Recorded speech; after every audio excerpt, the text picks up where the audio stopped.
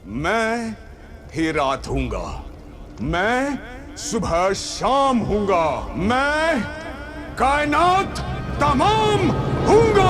अहम देवो अभि अहम अनंत अहम ब्रह्मास्मि। अभी आपने जो ये क्लिप देखी उसमें संस्कृत की एक सूक्ति अहम ब्रह्मास्मि को जिस तरीके से प्रस्तुत किया गया है या उपयोग किया गया है, क्या वो उचित है? तो आइए इसकी गूढ़ता को हम जानेंगे आचार्य शेखर से। आचार्य जी, जो ये सूक्ति को जिस तरीके से प्रस्तुत किया गया है वो किस हद तक उचित है, या मतलब किस तरीके से उसको प्रेजेंट किया गया है, क्या वो सही है? देखिए, जिस संदर्भ में आपने बात छेड़ी है वो संदर्भ चलचित्र का या फिल्मों का है। तो फिल्मों को एक बनाने के पीछे एक डिफरेंट सोच होती है, और उसका मैक्सिमम जो ऑब्जेक्टिव होता है वो ये होता है कि ज़्यादा से ज़्यादा लोगों तक कनेक्ट हो। तो पहले तो अपन इस सूक्ति के बारे में समझ लें। यजुर्वेद के एक उपनिषद से ये ली गई है, अहम ब्रह्मास्मि। अहम ब्रह्मास्मि का जो मतलब है वो है मैं ब्रह्म हूँ। अब जहाँ भी ये मैं शब्द आता है वो बेसिकली अपने लिए नहीं होता। मैं मतलब ईश्वर, और ईश्वर मतलब मैं। तो आत्मा और परमात्मा को जिस तरह डिफाइन किया गया कि परमात्मा का एक अंश आत्मा में है, या परमात्मा अपने रूप को अपने अपने अभिव्यक्ति को आत्मा के रूप में एक व्यक्ति या व्यवस्था के साथ करता है। आत्मा जहाँ जहाँ है, चाहे वो जड़ हो, चाहे चेतन हो, मनुष्य हो, जीव हो, किसी भी तरह से, तो उनमें भी उसका वास है, परमात्मा का अंश है। तो परमात्मा यदि अपने आप को मैं कह रहा है तो आप भी अपने आप को मैं कह सकते हो, क्योंकि आप उसी का अंश हो। अब इसको एक डिस्ट्रक्टिव या मोड या नेगेटिव नैरेटिव के साथ प्रस्तुत किया जाना ये उचित नहीं है। अब क्यों उचित नहीं है उसका रीज़न समझिए। अहम ब्रह्मास्मि, मैं ब्रह्म हूँ, ये यजुर्वेद के उपनिषद से हो गया। सामवेद के से लिया गया है तत्त्वमसि। इसका अर्थ होता है वही तुम हो। ओके। तो जब मैं आधा सेंटेंस यदि बोलूँ ऊपर का, जिसमें मैं ब्रह्म हूँ, मैं ब्रह्मा हूँ, मैं ईश्वर हूँ, तो आप देखिए मेरा पोस्चर चेंज हो रहा है ना। मैं वे में बहुत राइट रिप्रेजेंट किया तो है। मैं उसको ईगोस्टिक वे में प्रस्तुत कर रहा हूँ। अब इसी को मैं पूरा सेंटेंस इस तरह लेता हूँ, अहम ब्रह्मास्मि तत्त्वमसि। जो मैं हूँ वही तुम हो। यदि मैं ब्रह्म हूँ तो वही तुम भी हो, तुम भी ब्रह्म हो। तो यहाँ कोई भेदभाव नहीं हो रहा। यहाँ संपूर्ण सृष्टि को, संपूर्ण जगत को, संपूर्ण संसार को मैं माना जा रहा है। तो आप इसको ऐसे समझिए, मुझे मेरे लिए जो व्यवहार उचित और अच्छा लगता है, यदि ऐसा ही व्यवहार में अन्य व्यक्ति दूसरे व्यक्ति के साथ करने लगूं, तो आपको लगता है कि कहीं कोई विरोध, कहीं कोई झगड़ा, कहीं कोई अशांति होगी? नहीं होगी।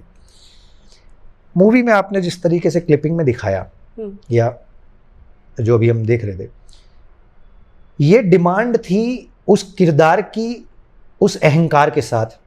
तो इस सूक्ति को उस अहंकार के साथ जोड़ के प्रस्तुत किया गया। अब ये क्यों किया गया? क्योंकि वो किरदार की डिमांड थी। जैसे रावण है ना, तो रावण का अपना एक किरदार था जो ईगोस्टिक था, जबकि वो ज्ञान से संपन्न था, 10 महाविद्याओं का ज्ञाता था। तो अब कहीं ना कहीं वो डिमांड चूंकि मूवी की है, इसलिए उसको इस तरह से प्रस्तुत किया गया। लेकिन यदि उसका सकारात्मक भाव देखेंगे तो ऐसा नहीं है। अब मूवी में जो है वो किरदार को रिक्वायरमेंट थी ईगो दिखाने की, तो इस सेंटेंस को लेके इसको वजनदारी दे दी गई। ये रेफरेंस है बेसिकली। मगर समाज में उसका जो मैसेज पास होगा, जो देखने वाले हैं, जो दर्शक हैं, जो श्रोता हैं, उनको अपनी बुद्धि और विवेक से समझना होगा कि मुझे इसको किस तरह से लेना है। राइट। अब यहाँ ये भी समझिए कि उस किरदार का अंत क्या हुआ, क्योंकि उसने उस सूक्ति को अपने नेगेटिव नैरेटिव में एक गलत तरीके से या नेगेटिव तरीके से उसने अडॉप्ट किया, और उस पर दुनिया को उसका दुष्प्रभाव देने की कोशिश की। तो यहाँ दर्शक की अपनी एक व्यक्तिगत मनोदशा है। तो ये हो गई फिल्मों की बातें। लेकिन यदि हम बात करें शास्त्र की, तो शास्त्र के हिसाब से यदि हम बात करें तो शास्त्र की खासियत है कि वो संभाव रखती है, वो विभिन्नता नहीं क्रिएट करती, मतलब दो लोगों में असमानता नहीं लाती, वो समानता के भाव से चीज़ें लिखी गई। आपके लिए अलग संविधान है, मेरे लिए अलग संविधान है, ऐसा नहीं। संविधान एक है, सबके लिए है, और वो अगेन सर्वजन हिताय है, सर्वजन सुखाय है, एक दूसरे का सम्मान के साथ है।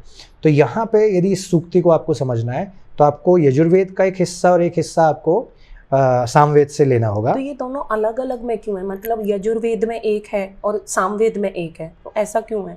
एक में ही हो जाते। हाँ, वेद इतने असीमित हैं कि इनकी आप व्याख्या अपने दृष्टिकोण से, अपनी फिलॉसफी से करते हो।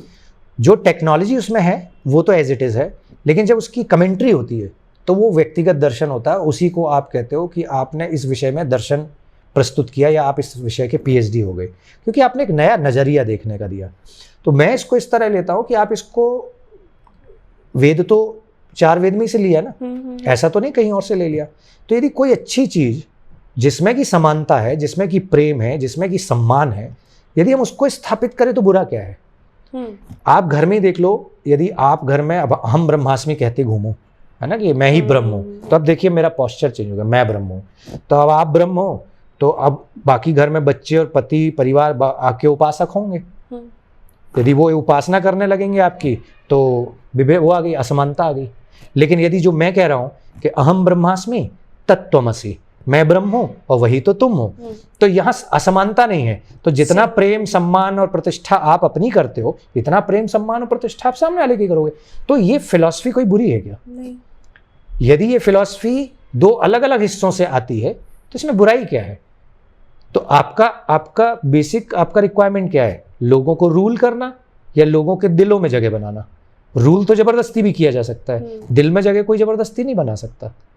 तो यहाँ जब हम जो पूरे सेंटेंस की बात कर रहे हैं, अहम ब्रह्मास्मि तत्त्वमसि, मैं ही ब्रह्म हूँ और वही तो तुम हो, तो जब ये भाव आपके अंदर आ जाएगा तो यहाँ कोई असमानता पैदा नहीं होगी, और इससे शांति स्थापित होगी।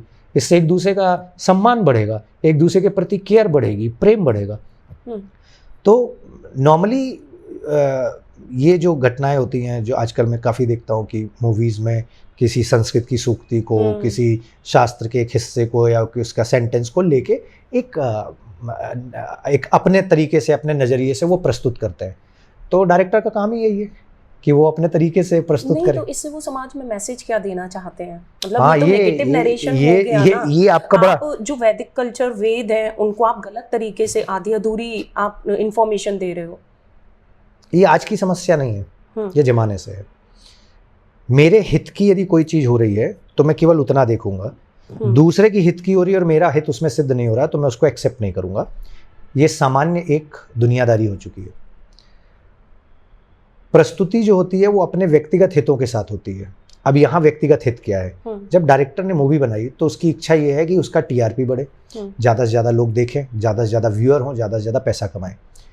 अब यहाँ पे जब जैसे आपसे मैं ये पूछूं कि आपके कॉलोनी का, आपकी सोसाइटी का सबसे बदमाश व्यक्ति कौन है, तो आप बहुत जल्दी बता दोगे। लेकिन यदि मैं आपसे ये पूछूं कि आपके सोसाइटी का सबसे अच्छा बेहतरीन व्यक्ति कौन है, तो अब आपको ना दिमाग पे जोर डालना पड़ेगा। वो क्यों डालना पड़ेगा? क्योंकि बुरा व्यक्ति तो आपने तुरंत एक्सेप्ट कर लिया, नेगेटिव आपने नैरेटिव तो तुरंत ले लिया, बट जब आप पॉजिटिविटी की बात कर रहे हो तो आपको ये सोचना पड़ेगा कि मिस्टर फलाने भी ठीक है, मैडम फलाने भी ठीक है, ये भी ठीक है, वो भी ठीक है, इनमें थोड़ा ये दिक्कत है बट ये भी ठीक है। तो अब आपके पास यदि आप देखें तो आपका जो मस्तिष्क है, तो ह्यूमन बिहेवियर में ये चीज़ अंडरस्टैंड की जाती है कि मानव मस्तिष्क ऐसा है कि वो हमेशा नेगेटिव नैरेटिव जल्दी उठाता है। किसी की यश और मान प्रतिष्ठा जिस स्पीड से फैलती है उससे कई ज़्यादा गुनी गति से मल्टीप्लाई होकर क्वांटम के साथ उसकी नेगेटिविटी फैलती है। हम नेगेटिव सुनना चाहते हैं। आप कभी किसी व्यक्ति की एक जगह प्रशंसा चल रही है तो आपका इंटरेस्ट नहीं आएगा, लेकिन यदि उस व्यक्ति के बारे में नेगेटिव डिस्कशन चल रहे हैं तो देखिएगा मन बड़ा आंदोलित हो जाता है, प्रसन्न हो जाता है, सुनना चाहता है कि क्या चल रहा है ना, जो मर्मरिंग चलती है। क्यों? It is because of your nature. हमारा नेचर ऐसा है कि हम नेगेटिव चीज़ों को धारण जल्दी करते हैं बजाय पॉजिटिव के। तो यहाँ पे भी जो वो है डायरेक्टर है, उसने उसके नेगेटिव फॉर्म को प्रस्तुत किया ताकि आप जल्दी ग्रास्प करें, जल्दी अंडरस्टैंड करें, जल्दी समझें। तो उसका ऑब्जेक्टिव वहाँ ये है। लेकिन वैदिक कल्चर में ऐसा नहीं है। इसलिए मैं कहूँगा कि यहाँ दर्शकों का अपना व्यक्तिगत विवेक है, उसकी समझ है। इवन जैसे आप अभी आपने ये टॉपिक जो लिया बहुत अच्छा लिया कि एक छोटा सा सेंटेंस था अहम ब्रह्मास्मि, लेकिन जिस तरीके से वो प्रस्तुत किया गया वो समाज में वही मैसेज ले जाएगा। अब उस मैसेज को यदि आपको चेंज करना है तो जैसे ये वीडियो काम आएगा, वैसे दर्शकों का अपना खुद का भी व्यक्तिगत विवेक काम आएगा कि यदि कोई ऐसी चीज आ रही है तो आप उसको सिर्फ देख मत लो, उसको आप उसकी अनुभूति करो। उसको अनुभूति करने के लिए पहले आप उसको अंडरस्टैंड करो कि इसका अर्थ क्या है। फॉर एग्जाम्पल सामान्य तौर पर सनातन परंपरा में भगवान शंकर के लिए एक वो है, उनका श्लोक है, मंत्र है, कर्पूर गौरम करुणावतारम संसार सारम भुजगेंद्रहारम। अब ये रोज हम पढ़ते हैं, हर घर में लगभग पढ़ा जाता है सनातनी परिवार में। अब यदि आप अपने आप से ये पूछिए कि इसका अर्थ क्या है, पता है?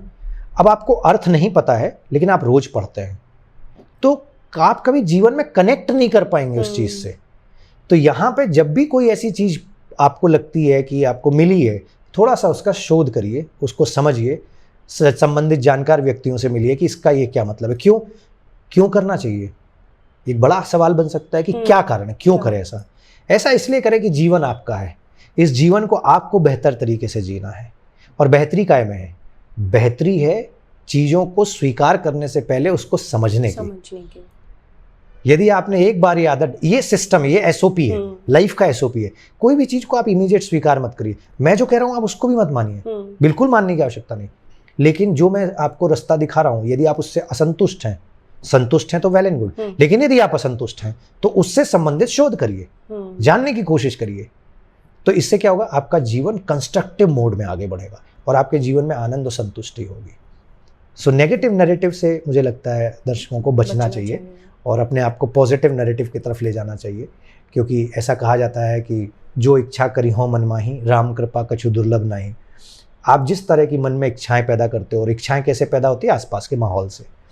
यदि आपकी इच्छाएं नकारात्मक होंगी तो वो आपके जीवन को नकारात्मक बनाएंगी, ईश्वर आपको वही देगा। यदि वो पॉजिटिविटी के साथ होगी तो ईश्वर आपकी लाइफ में पॉजिटिविटी भरेगा।